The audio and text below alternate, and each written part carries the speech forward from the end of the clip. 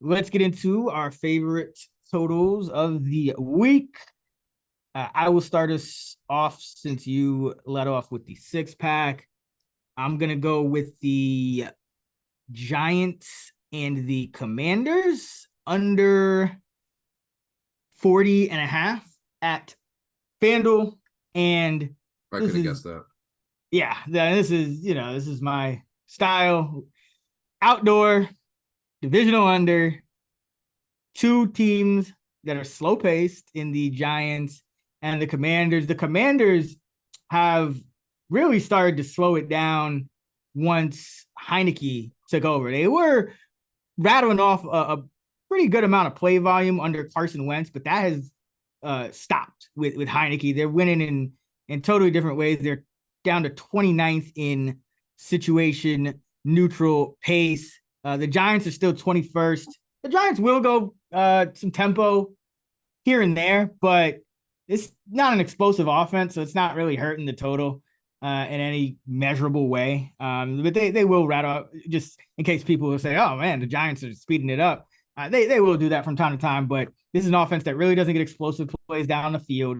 And you look at this Giants offense, I mean, it got so bad last week that they had to use Barkley as a decoy and just keep feeding Gary Brightwell to manufacture offense. And like they're really kind of running out of, and Daboll's great, but they're kind of running out of ways to get offense going here. And now you got to face the Commanders. And what do the Commanders do really well on defense? They stop the run. That's just not an ideal matchup for the Giants. Probably even more so, last week, I know we were like, oh man, Giants wounded offensive line, no receivers facing this Cowboy pressure D, brutal spot. But realistically, I mean, the Giant, pass defense against the Giants is kind of doesn't really matter as much.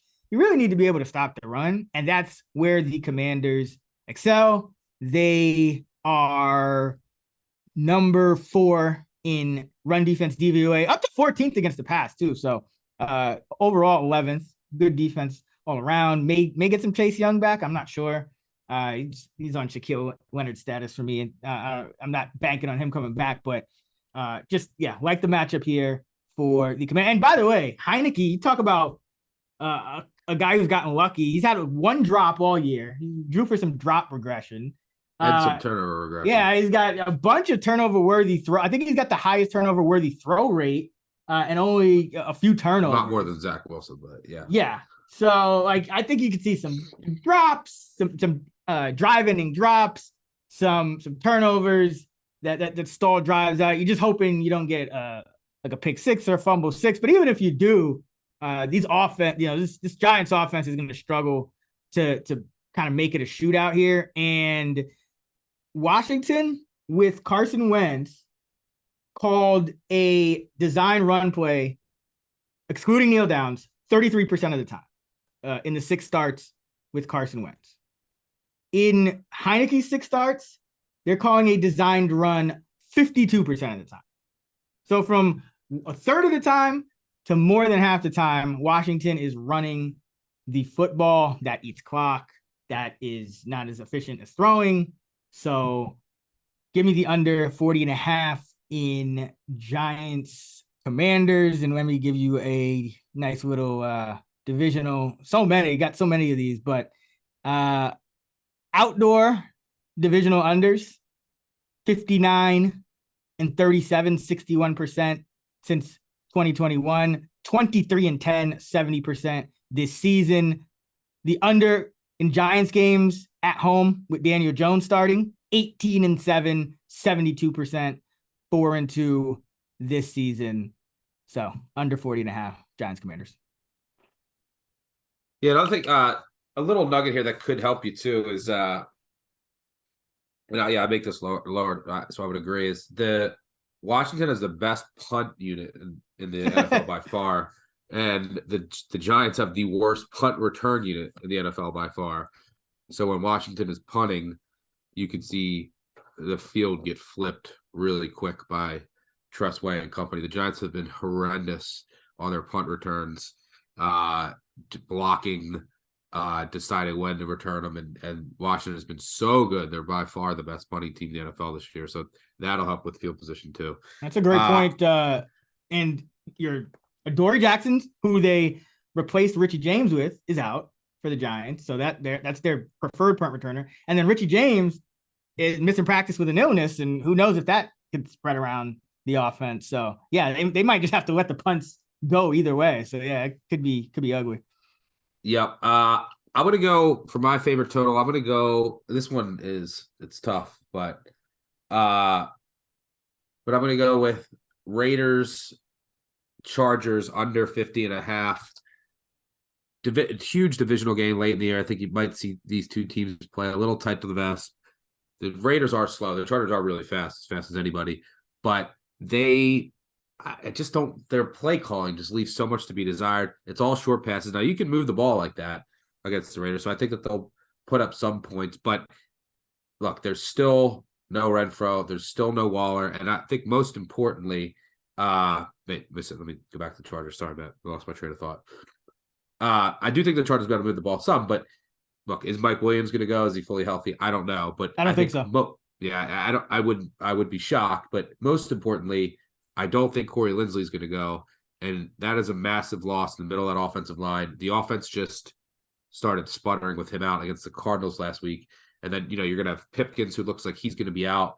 You're down to Storm Norton. Whenever Storm Norton is in there, he has been abused in the past in this particular matchup by anybody that the Raiders throw out there, and that is the strength of the Raiders defense. So I think that you don't have your deep threat. Your offensive line is in shambles. The Raiders defense is not great, but I think that they'll be able to do enough to get stops here, whether it's in the red zone or just throughout the game. And on the other side, the Raiders offense, they went bananas last week, thanks to Jacobs, who had over 300 yards, but he's not practicing, dealing with a calf strain.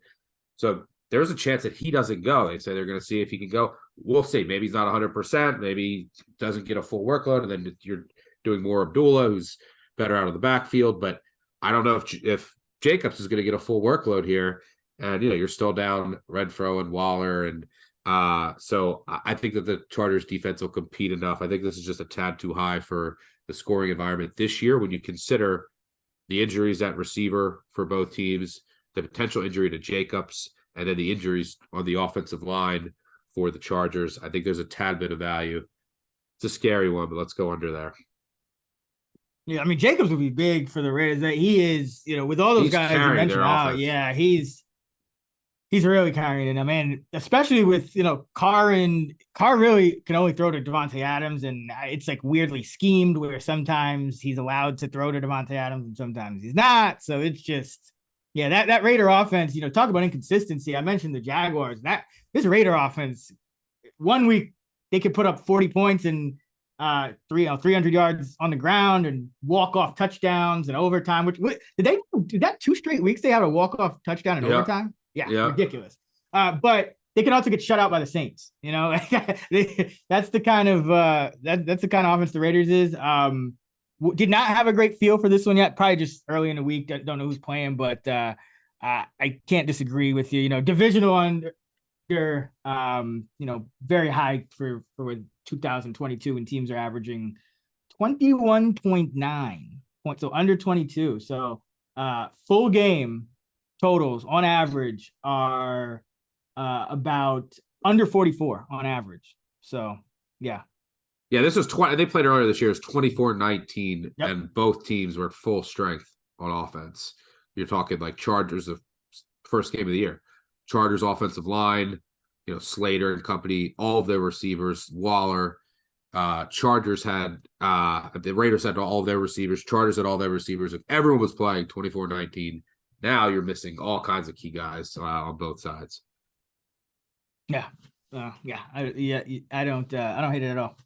Might have talked me into it, actually. I got to see what I'm going to do with this game. Probably some good prop opportunities as well for some unders. So follow us in the app, Stuckey2 and at Chris Raybon, and you can see what we're betting up to the minute and track your bets as well. To recap, Giants, Commanders, under 40.5. Raiders, Chargers under 50.5. Two completely different styles. They both work though. Got to give a little something for everybody.